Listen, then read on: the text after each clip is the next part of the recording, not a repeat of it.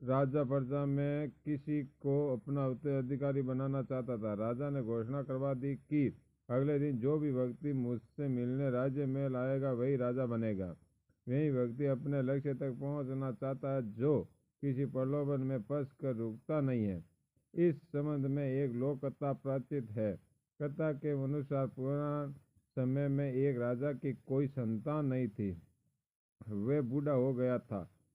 इस बात की चिंता होने लगी कि मेरे बाद इस राज्य को कौन संभालेगा।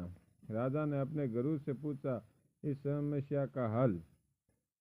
गुरु ने कहा कि राजन, अपनी प्रजा में से किसी योग्य व्यक्ति को उत्तराधिकारी बना देना चाहिए।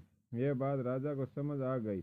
उसने अपने मंत्री से कहा कि प्रजा के बीच ये घोषणा करवा दे कि कल जो भी व्यक्ति सूर्य अस्त से पहले मुझसे मिलने राज्य महल तक आ जाएगा उसे इस राज्य का उत्तराधिकारी घोषित किया जाएगा।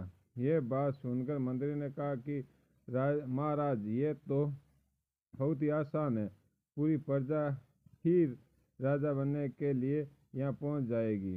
राजा ने कहा कि ऐसा नहीं होगा, मुझ तक सिर्फ योग्य व्यक्ति ही पहुँचेगा। आप घोषणा करवा दीजिए। मंत्री ने राजा की आज्ञा का पालन किया और प्रजा तक संदेश पहुंचा दिया। अगले दिन बड़ी संख्या में लोग उत्तराधिकारी बनने के लिए राज्य महल और निकल पड़े। महल के बाहर राजा ने एक बड़े मेल का आयोजन किया। मेले में शराब थी, नाच गाना और हो रहा था। तरह तरह के स्वादिष्ट पकवान थे, कई तरह के खेल वे हो रहे थे। पूरी प्रजा उस मेले में ही उलझ गई, अपनी अपनी पसंद के हिसाब से। लोग मजा लेने लगे। सभी ये बात भूल गए कि उन्हें राजा से मिलने जाना है। तब भी वहाँ एक युवक ऐसा आया जो इन प्रलोभनों में नहीं फंसा। उसे सिर्फ अपने लक्ष्य तक पहुँचना था। वे सीधे राज्य महल की ओर चल दिया।